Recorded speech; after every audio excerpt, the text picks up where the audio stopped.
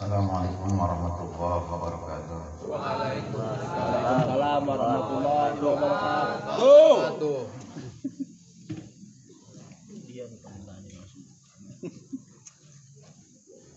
Alhamdulillahirabbil alamin. Syukur kehadirat Allah Subhanahu wa taala yang sampai detik sekarang kita masih diberikan nikmat, terutama nikmat iman Islam, nikmat panjang umur, sehingga kita masih bisa melaksanakan rutinitas seperti biasa. Yang mudah-mudahan dengan tolak ilmu ini menjadikan sebagai pelubur daripada dosa-dosa kita. Jadi ibadah, rokok jadi ibadah, niatnya. Wal qabru qala wa yahifu aina adama alaisa qad karta baiti wa'lam. Siksa kubur,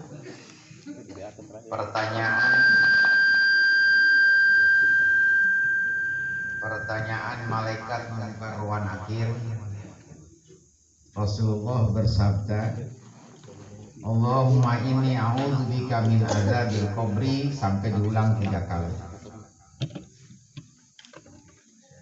Wahai Allah, sesungguhnya aku berlindung kepadamu dari siksa kubur.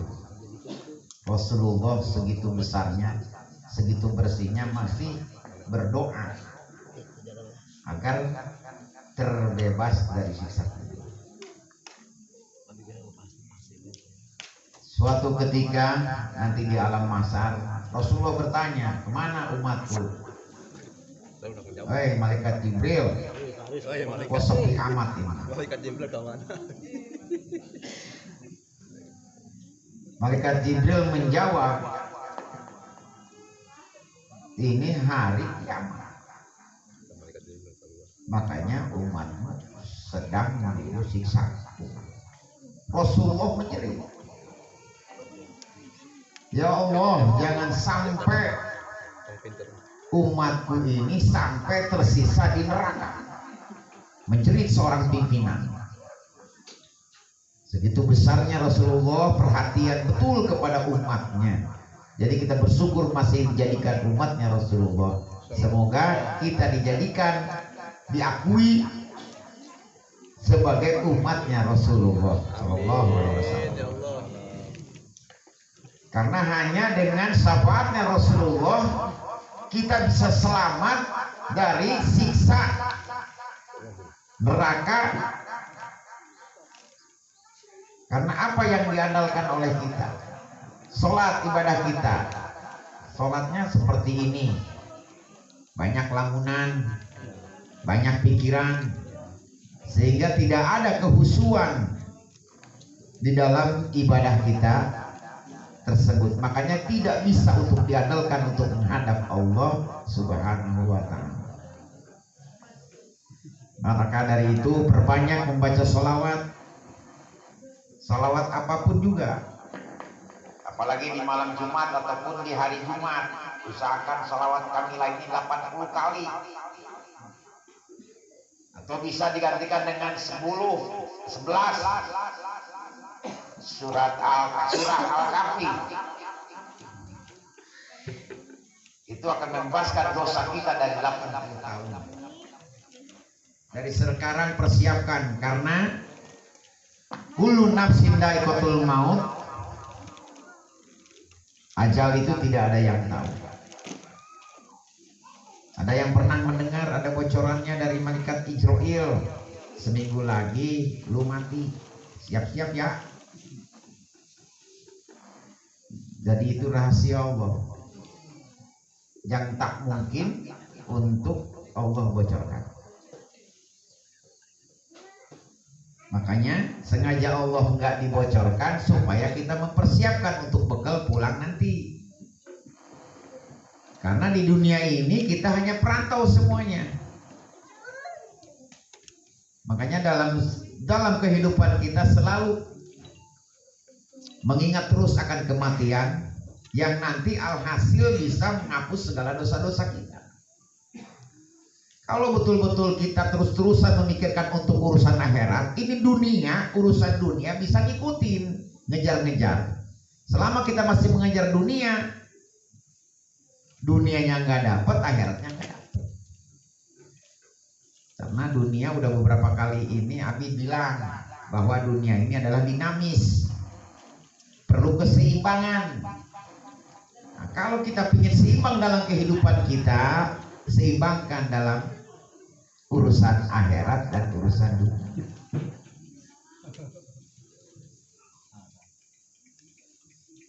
Kita berbuat dosa bukan karena maksiat saja. Sehari tidak mengingat Allah, ini sudah sama dengan hukumnya dosa besar.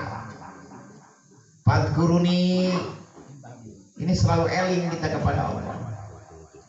Allah pun akan selalu ingat kepada kita. Jarang kita mengingat Allah, paling ke sholat, atau ke susah, atau ke sedih, atau ke gering. Jarang ingat ke Allah. Ibarat contoh sakit gigi, oh Allah itu mesti sebut. Barinya kelan pipi, ya Allah, ya Allah. Kok mau lewat tukang kaos, karaos, yang mantek lewat. Jadi jangan nunggu lagi sakit. Selalu ingat terus akan kematian tadi. Akan dileburlah dosa-dosa kita. Sehari minimal 20 kali kita mengingat akan kematian tadi. Hanya Abi udah contohkan, sengaja Abi bikin makam, bikin kuburan, itu hanya untuk mengingat. Karena kalau tidak ada bentuknya, kalau tidak ada, jarang kita bisa mengingat akan mati tadi. Selasa umur kita masih panjang. Apalagi dalam keadaan bahagia, udah lupa dah semuanya. Maka dari itu, selagi kita masih diberikan hidayah, masih Allah sayang sama kita, masih memberikan ujian-ujian kepada kita, itu tanda bukti sayangnya Allah terhadap kita. Memberikan sakit, memberikan kesedihan, memberikan kesusahan. Cuman salah pengertian, kita selalu jelek berprasangka kepada Allah. Padahal tidak pantas kita mah kalau kita terus-terusan mengeluh kepada Allah. Karena Allah sudah contohkan kepada kekasih-kekasih semuanya. Semua kekasih Allah semuanya diuji. Ujian ini untuk meningkatkan derajat kita, untuk merubah kehidupan kita, untuk bekal kita masuk surga. Dan Allah tidak melihat latar belakang. Allah melihat di akhir kehidupan kita. Nah, jagalah keimanan kita ini, jangan sampai lepas, jangan sampai ada godaan, ujian. Teman-teman kita banyak, sahabat-sahabat kita yang masih di luar. Banyak alasan-alasan mereka. Kita doakan semua sahabat kita pun agar segera Allah berikan hidayah, agar bisa berkumpul bersama kita. Apalagi nanti di acara besok. Besok itu zikir akbar, Sabtu malam Minggu. Kita tidak pantas sebetulnya zikir akbar ini hanya sebulan sekali. Abi hanya memberikan contoh. Maksud Abi dalam sebulan ke sebulan tadi rutinkan, jangan sampai putus. Dengan zikir tadi, dengan pengajian-pengajian tadi. Ataupun hasil daripada majlis, yang paling bagus itu di luar majlis, bukan di majlis. Kalau di majlis sudah benar semua. Nanti pas di luar majlis pakai satu aja yang dipakai ilmu tadi, manfaatnya akan sampai 70.000 manfaat keberkahannya, karena kita memakai apa yang dapat dari tolak ilmu.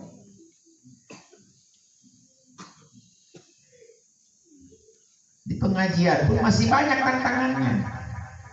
Pulang dari sini ngomong ke Nabi, beak pahala. Sudah diomongkan. Nunutan beda jeung melotot, jeung merhatikan. Kok mau bari ngomen we amah apa? Setan ge apa yang dibawa bae teuneun sakideung. Betul, perhatikan. Cuma sebentar lah untuk kepentingan kepada Allah. Ngerti nggak ngerti dengerin bae geus. Yang penting mah nya begitu guys.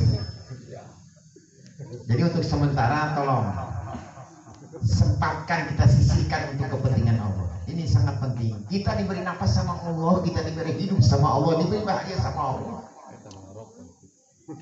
Corona boga saha? Allah. Boga Allah. Anu nyanggerkeun saha? Allah. Anu mere jerik saha?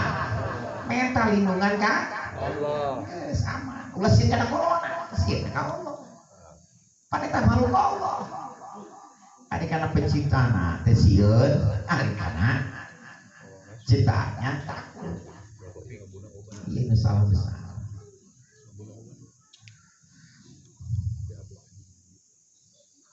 Mumpung kita masih diberikan hidayah, Allah sedang sayang sama kita, masih memberikan hidayah. Nah, kesempatan ini jangan sampai disia-siakan, diistiqomahkan, dipakai.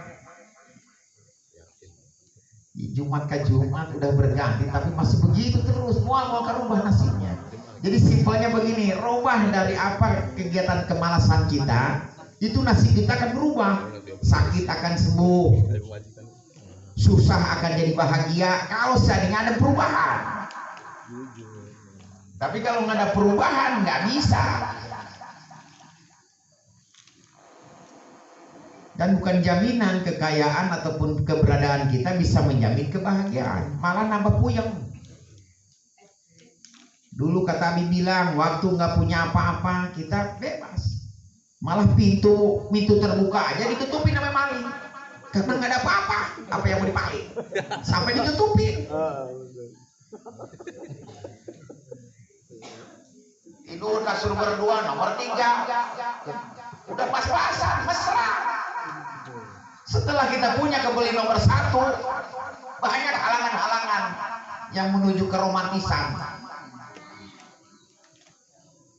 Hal ini yang menghilangkan dengan rasa kerinduan-kerinduan akan ketidakadaan kita tadi. Nikmat. Kadang-kadang kalau udah kasur nomor 3 ini pas-pasan kan berdua, boro-boro pasang bantal guli, kita aja udah mepet ke pinggir. Kadang-kadang nggak berasa. Kadang istri juga suruh geser Pak, geser ke mana, dia raga baik.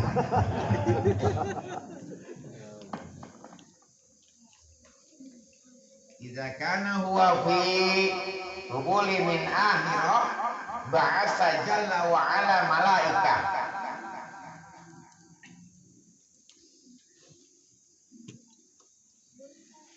Jika orang akan menghadap akhirat, maka Allah mengutus pada malaikat seperti matahari, wajah mereka membawa kafan dan alat-alat yang lainnya. Jadi dijemput oleh anak atau keluarga kita yang sudah tiada. Ini kejadian di akhir-akhir zaman sudah terbukti, dimulai dari surat Al-Qari'ah, Al-Qari'ah. Nanti ditutupnya oleh surat Idza Zulzilati Abu Jiljalah. Jadi Al-Qari'ah Al-Qari'ah artinya kiamat yang mengagetkan dan bakal mengagetkan. Allah angkat dulu ulama-ulamanya, ustadz-ustadznya Allah angkat dulu, sebelum Allah membersihkan ayat-ayat Quran ataupun hadis ataupun kitab-kitab. Ulamanya dulu yang diangkat oleh Allah. Makanya hati-hati, nanti di akhir-akhir kita ini ditutupin sama orang bodoh. Bingung orang, neangan kolot-kolot kemana ini kubur. Ayo imam hanya menyolatkan mayit aja pada saling dorong-mendorong. Sampai anaknya nyanyi, pernah nggak dengar? Ayo maju-maju, jangan malu-malu. Pada dorong-dorong, jauh ke bisa. Siapa yang terserah, jempol alasan. Akhirnya anak nyanyi, padahal nyanyi juga bukan dengan bapaknya, pas baik nyanyi gitu. Sampai di situ pada nama gandeng dia. Jadi belajar sekarang, kalau bisa apalagi nih, istri ataupun suami yang emang nanti memandikannya itu yang paling afdolnya oleh anak atau suami atau istrinya. Tapi kalau istrinya sudah hubungan badan, meninggal suaminya, itu haram, nggak boleh istrinya memandikan si mayit tadi. Kalau seandainya malamnya sudah berhubungan badan, paginya meninggal, nah, itu nggak boleh seorang istri memandikan seorang suaminya bila mana sudah hubungan badan malamnya. Bisa bayangkan kejadian penting lain amandian Pak. Nges terus ngaji aja. Sempak. Dasar aja sempak.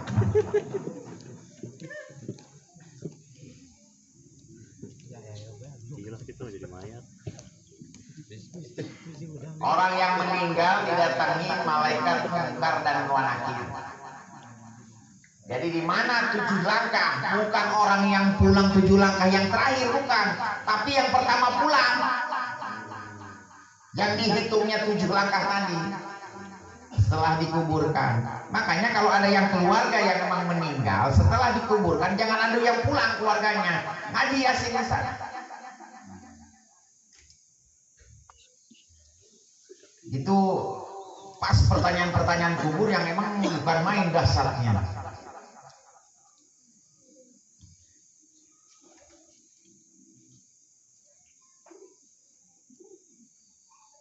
Apabila seorang hamba meninggal dunia, maka datang kepadanya 2 malaikat yang hitam lagi melotot dadanya, yang salah satu dari keduanya. Waktu mau dicabut ke Nabi Ismail, itu apik orangnya, sampai kamarnya ini begitu rapat, nggak ada satu semut pun yang bisa masuk ke sana. Pas begitu pulang dari luar, dia masuk ke kamar, ada seorang pemuda yang ganteng. Kamu siapa kok bisa masuk ini ke kamarku? Aku malaikat. Malaikat apa ini? Saya diutus untuk mengambil nyawa.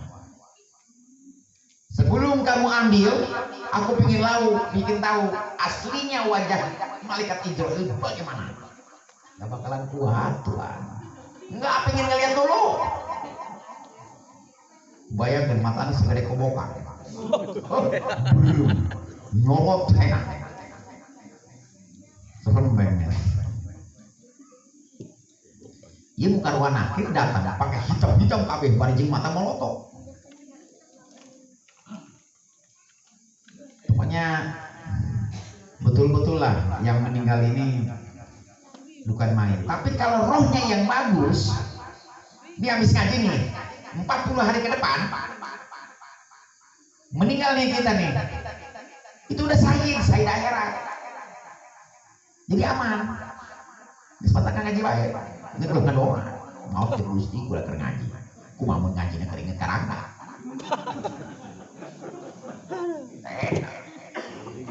Iya mama. Pingin lagi pas matinya jangan pingin mati sedang ibadah. Takutnya nggak bisa ngejamin. Karena ibadahnya benar dia lagi khusyuk kepada Allah atau dia emang pikirannya ke urusan dunia.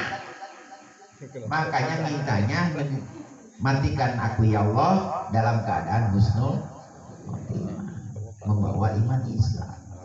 Tapi gimana hobinya? Ada hobi main HP, setan gepeng, main aku setan gepeng. Ketibah petir, pernah dengar kejadian di Labuan di mana itu? Kakeknya sama cucunya lagi main HP ketibah petir. Mati langsung harita. Jadi gimana hobi terakhirnya? Sampai dikejar sama keluarganya petirnya. Tapi naik taman.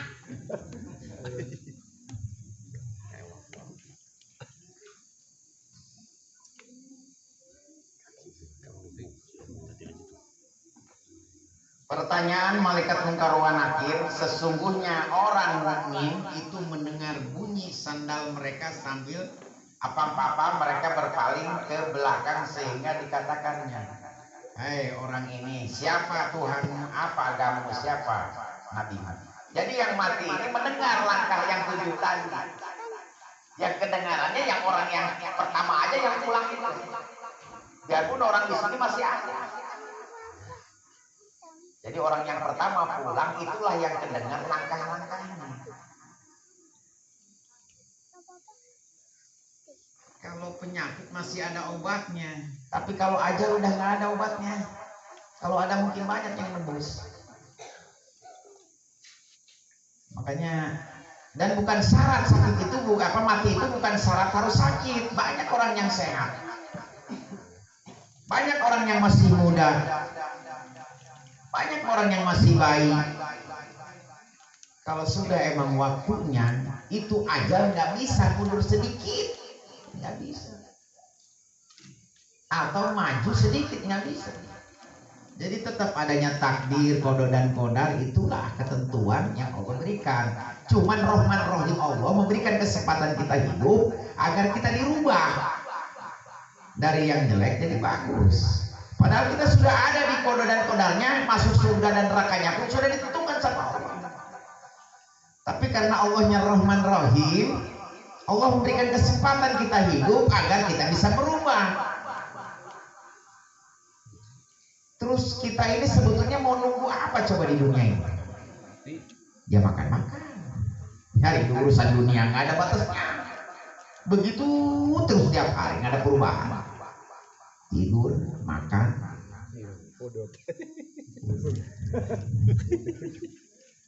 Mana coba nilai ibadahnya perubahan? Sedangkan kita belum pasti ibadah kita belum pasti diterima. Sholat asal kapan apa? Sholat subuh berat 6:30 lah. Oh perubahan. Astagfirullahaladzim. Tangis aliran sesatnya. Astagfirullahaladzim. Yang boleh juga kalau sekali doang. Kalau berkali-kali mah itu bukan boleh lagi, haram. Mau jual poe. Coba ganti tanya mana? Jam dinas rahasia ini. Pajar yang salat juga, tidak aku salat juga pakai 2 kunut.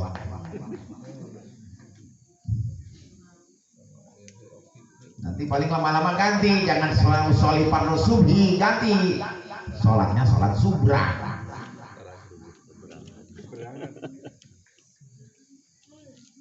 Jangan ngejar urusan dunia, ngejar urusan yang pasti nama mati. Mati men. Orang utung-tungan. Yang bisa menolong kita nanti di akhirat itu mau abadi di situ. Paling orang umur di dunia seberang 63 pakai molor 8 jam kali umur 23 kali sekarang umur berapa 40 potong berarti 20 tahun molor baik. Ayah saya 20 tahun umur 40 pakai ngobrol 2 jam 10 tahun sih 2 jam kali 40. Baju saya ibadahnya mana ya? 2 tahun. Iya tuh kosong udah. Udahnya 2 tahun 7 bulan. Nah mumpung lagi kita diberikan kesempatan umur ya udah sampai disia-siakan. Mati mah pasti nggak mau hukumnya wajib terus sunah aja. Terus sunah muakkad wajib hukumnya. Makanya persiapan untuk bekal ke sana. Kita perantauan di dunia ini sakitnya lumayan seperti kulit bambu dimasukin ke lubang pantat eta roh jeung jasa nempel rapat jadi kadang-kadang ada perak gitu batas kepikiran ya orang namanya yang sekarang itu lagi nempel tarik sama malaikat nempel tarik itu.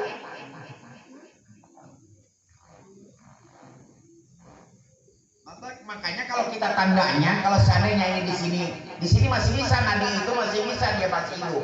Tipah ke bagian nadi sana di leher. Kalaupun nggak bisa, ini udah nggak ada center matanya. Kalau kecil udah mati. Nah kalimat yang terakhir tadi, turunlah orang tua kita yang udah nggak ada, bawa air karena sekarat itu rasanya hausnya bukan main. Lebih haus daripada yang kita rasakan di dunia ini.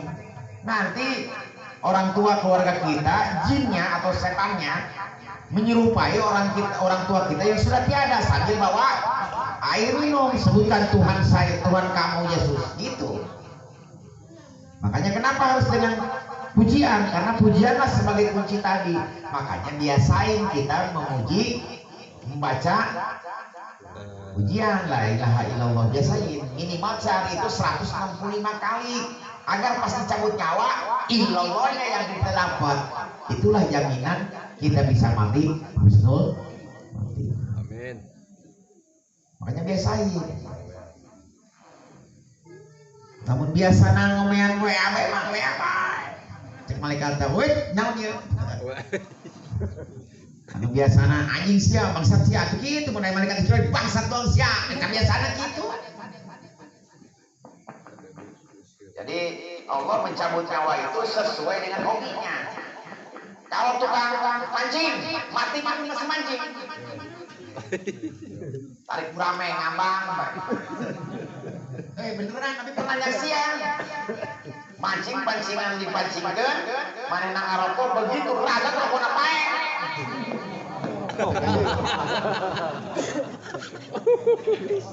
Rokonan lah. Rokok kenapa?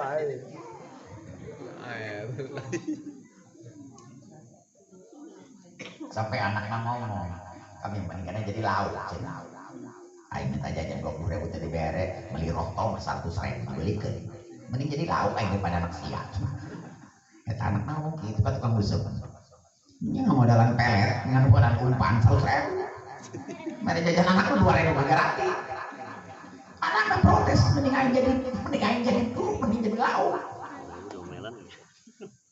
Itu hanya ikan yang makhluk Allah yang paling hebat. Jadi binatang itu nggak lepas dari pujian. Ada satu akuarium di dalam rumah. Ini biasa ikan itu biasa begini. Aku masukin boro-boro asup. Pas dimasukin Allah. Wah, kebenaran Nabi megang tahu goreng. Akhirnya dilempar sampai dicubit, masukin ke kolam akuarium. Tapi dia tetap udah makan, tetap balik lagi ke Allah. Orang lain menang kebahagiaan setik bawa ke Allah. Ada ikan tetap istiqomah. Allah tiba sampai tahu. Aku manehna. Aing teu ada hal lain nama. Beberapa kali diuji. Yang terakhir yang paling kaget sekali. Cengeknya mana? Cabenya mana? Lemparan terakhir. Minta cengek mana?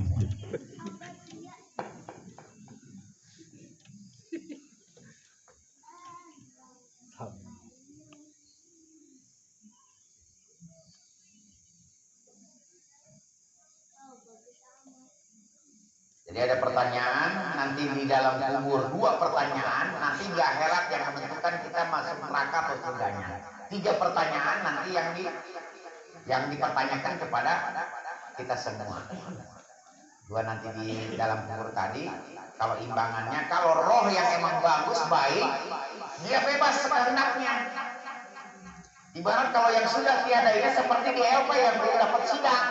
Jadi kalau nggak ada yang nengok ke sana, otomatis jadi makanan, jadi pukulan. Tapi kalau ada yang nengok ke sana, ibarat kalau orang yang sudah meninggal ada yang mendoakan anak cucunya, ini aman, gak disiksa. Setiap hari kita kubur, bukan tiap malam Jumat, tiap hari. Kalau nggak percaya silakan, coba. Belum pernah juga ngalamin, baru katanya. Tapi katanya dasarnya begitu emang. Jadi krul maut tadi. Makanya jangan lupa kita mendoakan kepada keluarga kita yang sudah tiada, orang tua kita terutama. Karena hanya 3 perkara. Satu yang terakhir tadi adalah anak yang soleh yang mendoakan ibu bapaknya yang sudah tiada. Nyampe nggak Bi? Kalau ngomongnya nggak nyampe, itu sholat jenazah itu sama dengan mendoakan yang mati. Terus kalau nggak nyampe ngapain sholat jenazah? Makanya sama mendoakan kita di alam kubur dengan sholat jenazah sama.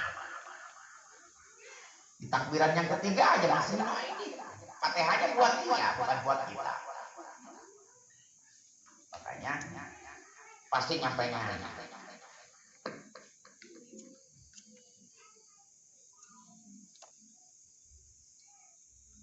Ya cepetan ngalamin, gak tahu. Bukan kematiannya yang kita harus takutkan, tapi siksaannya yang harus ditakutkan. Karena siksa kubur ini bukan main dasarnya. Sampai pecutannya pun sampai kedekatan 700 kilo dipecutna orang. Ada harta kita yang menyerupai ular, harta yang tidak disedekahkan. Ularnya gede kepalanya, putih saking habisnya oleh bisanya itu nyesokin kita kayak nyesok kaki sapi teman nggak pakai pipet cocok nanti hancur dijadiin lagi sama Allah dicocok lagi itu harta yang tidak disedekahkan menjadikan ular nanti ularnya ada di alam kubur tadi.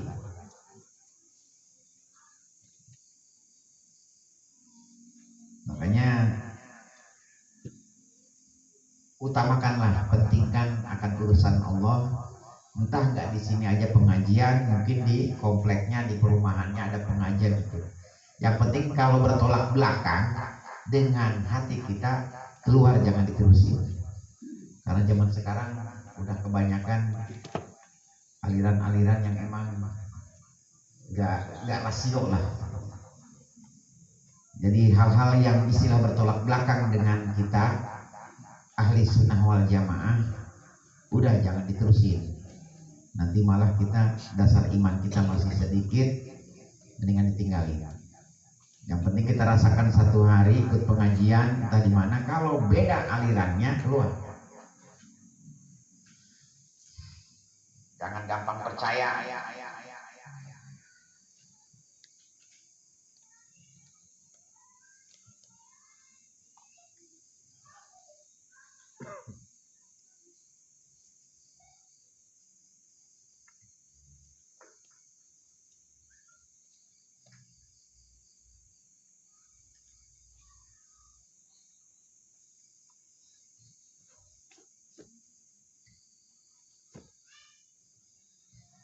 Walam yana fi tawassuli ila auladihi kurban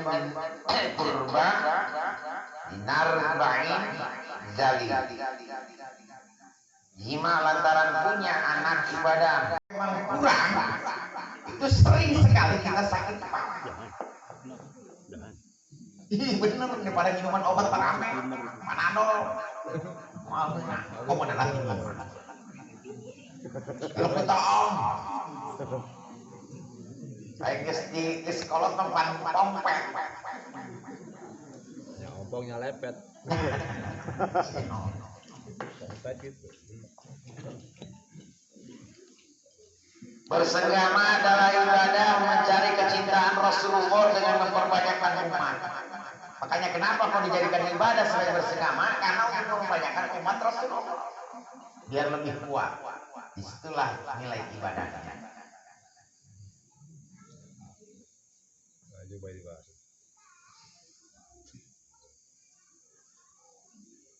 Kira serius manis, awalnya mau ngobrol. Bu, uy. Roll by Bu. Bu, kopi kan Bu. Wanita soleha adalah sebagai tiang agama dan tiang kebahagiaan rumah tangga. Dapat membantu meningkatkan ketaatan sang suami dalam melaksanakan ibadah kepada Allah. Jadi dukung. Tapi ibu nggak ngarusin mensolehkan seorang suami karena tidak ada perintah dari Allah. Hanya ngedukung naon anu suami punya rencana yang baik, ibu-ibu dukung itu ibadah. Sama dengan ibadahnya syahid. Bismillah, mendukung suami akan tujuannya. Panjang diletik ya, asa ngeletik. Oi, ibu badai. Bu, ngobrol Bu. Mencintai suami karena takut kepada Allah dan mentaati perintah Allah.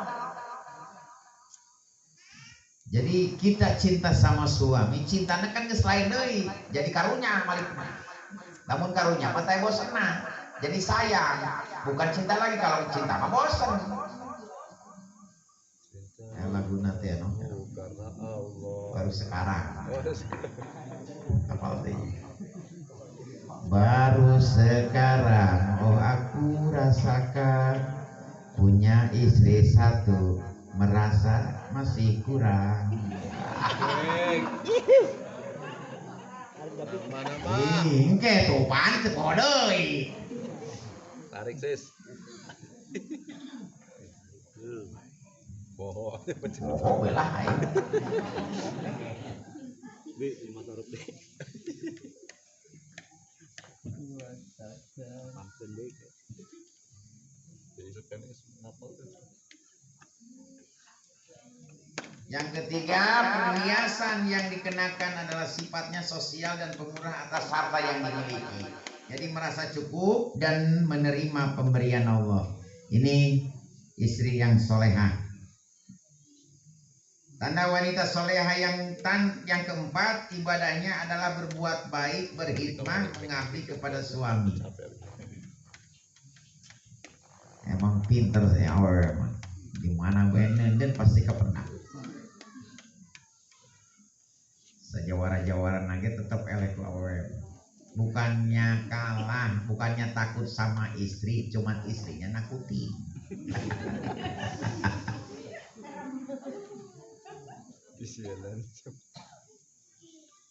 Wanita solehah bisa berbuat kesalahan. Ketika ada kesalahan kepada suami, maka cepat-cepat menyesal dan meminta belas kasihan.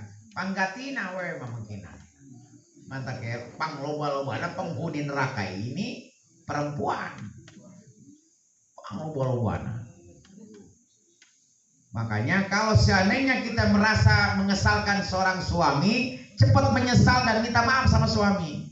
Bapak ibu, suami matangkep penges, lulus kayak gitu.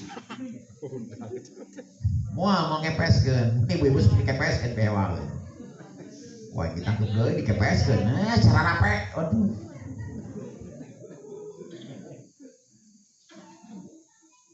Percaya bu, ka bapak-bapak sanajan ngopina di luar pasti nyusuan di imah. Kita doang teh ibadah, nyusuan tiba heula nyusuan bae istiqomah.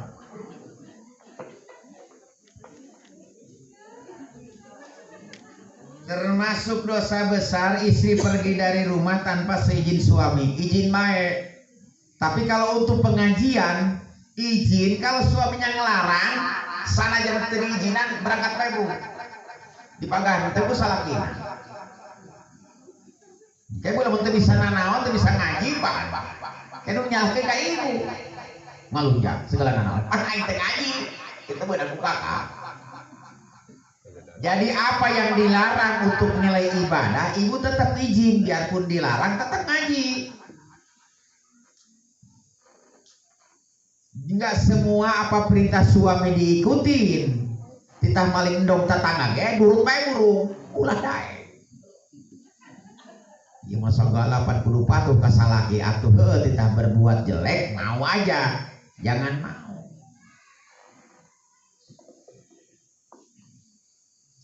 Enggak durhaka kalau sepertinya suaminya pelit, hese karena sedekah. Ibu hayang sedekah, izin dulu biarpun itu dapat ibu sendiri. Tetap harus izin suami. Pak, iya rek sedekah ke masjid. Siapa emang jauh lah ngomong keperluan segala nanaon tak. Sudah didenge sedekah ke main aman mau durhaka. Jangan mempengaruhi kesalahan di dia. Cina kaleng-kaleng.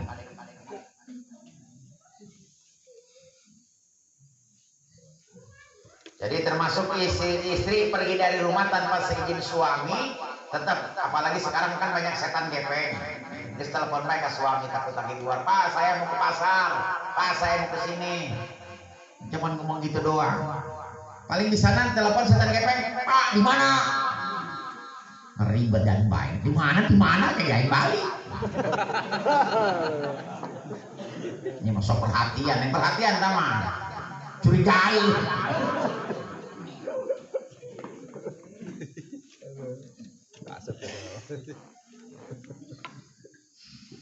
Gara-gara punya anak yang taat sama suaminya, orang tuanya bisa masuk surga. Gara-gara punya anak yang solehah, yang taat kepada istrinya. Bisa ngangkat semua keluarga yang emang jelek. Itu gara-gara dia taat kepada suami, akhirnya keluarganya bisa ke bawah masuk surga.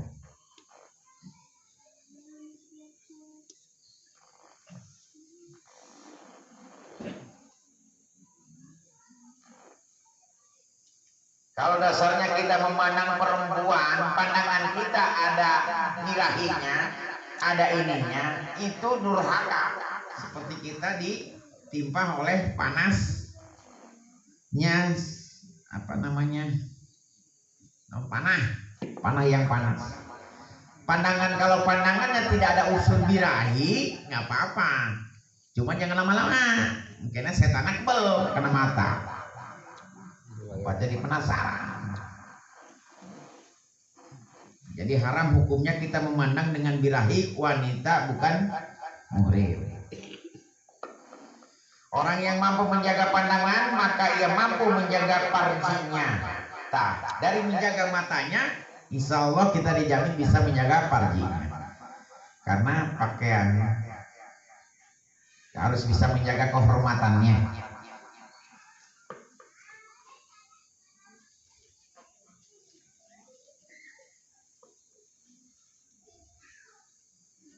Memang susah obatnya, satu obat hidung dengan obat mata, susah itu.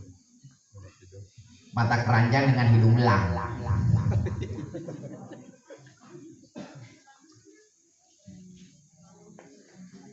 Ya juju nadruhu ilaiha linakiha kafaini wal wajhi waqwada yubah. Boleh mandang wanita untuk dinikah pada dua telapak tangan dan wajah. Jadi disebutnya ru'yah atau mau ngehibah, boleh dipandang dari tangan tapi memandangnya. Mana lengannya? Cuma mau nuker korengan itu mungkin lagi buduk badai. Boleh memandang wanita lain kecuali menjadi saksi. Boleh memandang wanita lain ketika ada hubungan kerja. Diperbolehkan memandang hanya pada wajahnya. Tidak boleh mandang ke tubuhnya.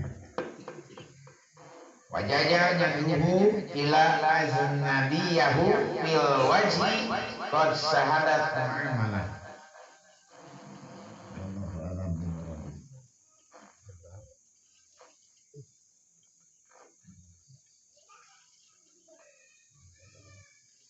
Ini ke semua jamaah yang sudah emang mendaftarkan untuk umroh, tolong bantu Abi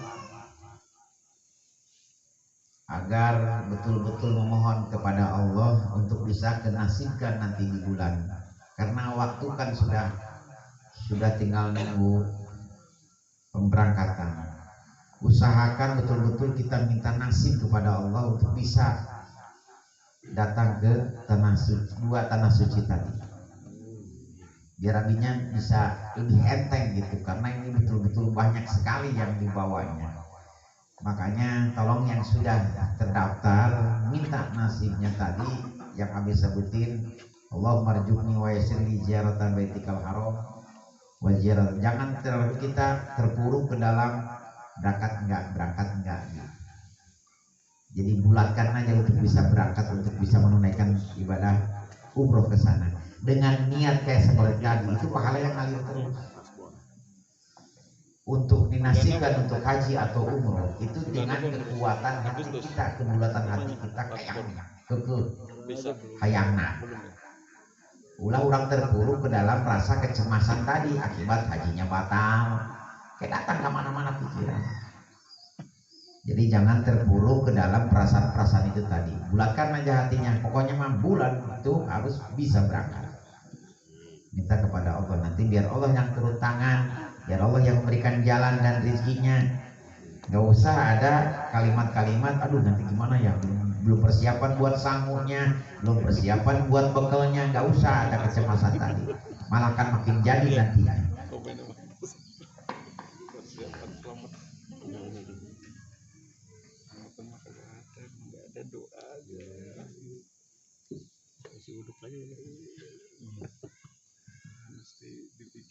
Talimu bainal haji wal umrati fa innahuma imtihan. Haji dan umroh bisa menghilangkan kepakiran dan dosa. Jangankan kepakiran kita, ketidakpunyaan, malah dosa pun itu akan Allah leburkan lewat haji, ibadah haji dan umroh. Bagi yang sudah terdaftar juga hajian yang nggak jadi 2020-2021, itu kita sudah diniatkan, berarti pahalanya tetap pahala seperti kita melakukan haji.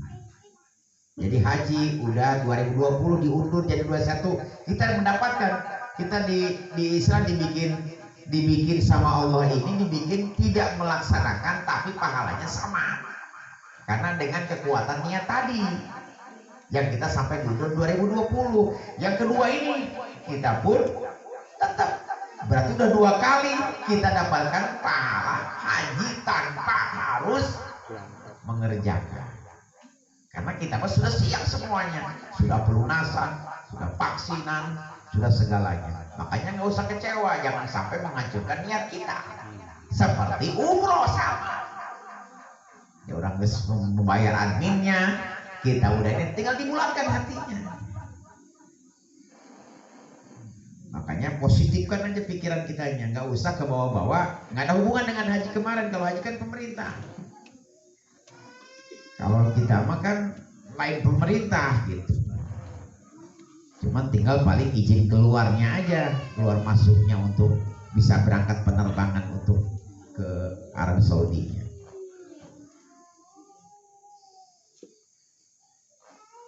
Ikutlah ibadah haji kalian dengan umroh, karena keduanya bisa menghilangkan kefakiran dan dosa, sebagaimana api tukang pandai besi menghilangkan karat yang ada pada besi, emas dan perak. Jadi saking karat tebel dinempel di besi tadi, dengan dilebur oleh haji dan umroh, itu bisa keluar semua.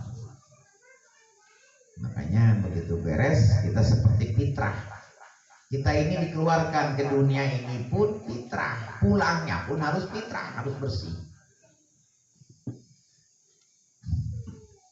Jadi intinya dari semuanya ini, dari kemarin pun sama, kalau kita jangan terpuruk di satu sisi kelemahan kita. Kita keadaan sepi, jangan ngomong sepi, nanti Allah tambah sepinya. Kita ngomong susah, sedih, galau, melau, itu akan Allah tambahkan kesedihan, kesakitan. Jadi balikan, karena kita pernah sehat, kita pernah sukses, kita pernah jaya, kita pernah punya yang duit. Itu coba dibayangin, diciptakan. Jangan tercipta terus keadaan kita yang sekarang ini lagi lemah. Allah kan tambah-tambahkan kelemahan kita. Makanya kalau ingin berubah nasib kitanya, berubah dari manage pikiran, perasaan, ucapan, hati kita. Baik garaga tapi hatinya Hello Kitty kan, warna pink cemen. Mantepin, diingetin terus mana yang kita pernah sukses tadi berhasil. Itu sama pandangan kita ataupun perasaan kita, itu nanti apa yang kita tanam, itu pasti jadi begitu. Dan kita doakan kepada yang sakit agar segera Allah hilangkan sakitnya, yang lagi dalam musibah ataupun yang diberikan kesabaran dalam menerima segala ujian dari Allah. Sebelum habis tutup, ada pertanyaan silakan, biarpun di luar ini.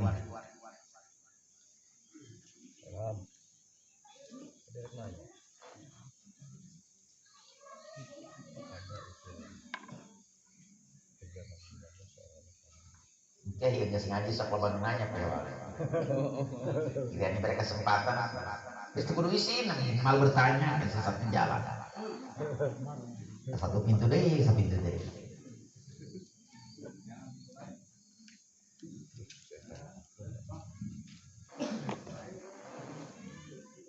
Ayo. Mau bab sholat atau silakan bab wudu yang belum kita tahu. Jadi kesempurnaan wudu.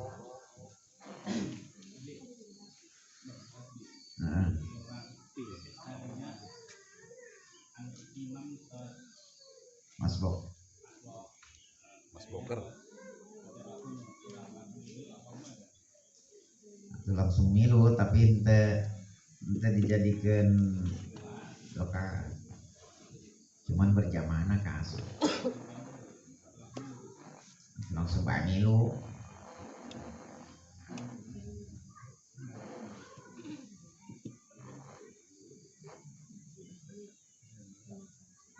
Pada culak cilet. Jadi nggak usah nunggu dia beres baca doa kunut, tapi kita langsung aja udah ngikutin doa kunut. Jadi kalau termasuk kita berjamaah, kalau saja tidak melewati 2 rukun, baru kita termasuk rakaat itu. Kalau kita lupa 3 atau 4, itu diambilnya 3. Jadi yang keempatnya diganti oleh sujud sahwi. Jangan ditambah rakaat. Kalau ditambah rakaat, gimana kalau seandainya udah 4 tadi? Berarti 5 sholatnya. Perdosis. Jadi seandainya kita dalam kelupaan tadi itu 3 atau 4, ambil yang 3-nya. Atau lamun salat subuh 2 tahiji.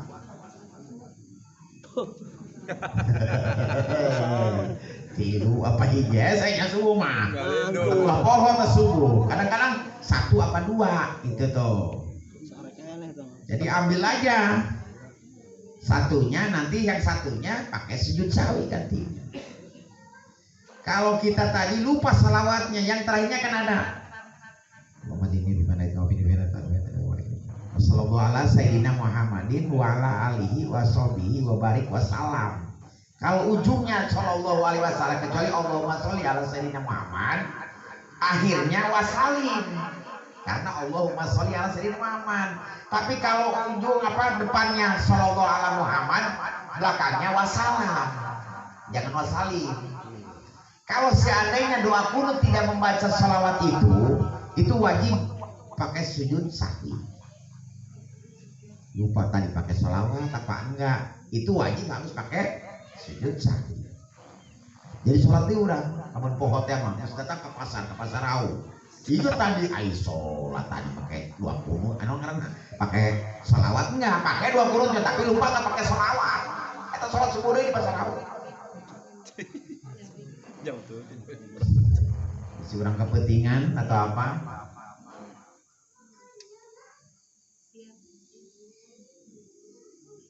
Jadi emang apa namanya, yang terutama di pas tadi itu tadi. Nah kalau seandainya kita ngejar wudhu, itu ngejar wudhu nih. Sedangkan wudhu yang wajibnya ini kan 1 kali, masih wajib kita ngejar yang wajib kita berjamaah daripada ngejar sunat.